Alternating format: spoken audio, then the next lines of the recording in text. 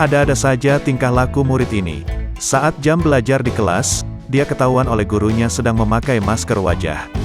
Video tersebut diunggah akun media sosial Instagram @terangmedia pada Jumat tanggal 18 Maret tahun 2022.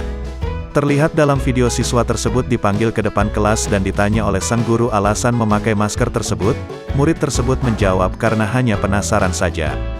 Di akhir video murid tersebut juga sempat bercanda dengan bilang, sekali putaran, setengah putaran, sambil bergoyang. Beruntung bu guru yang merekam kejadian tersebut orangnya sabar dan tidak marah, sehingga murid-murid yang lain ikut tertawa karena merasa terhibur dengan kekonyolan murid laki-laki tersebut. Sontak video tersebut mendapat beragam komentar dari warganet.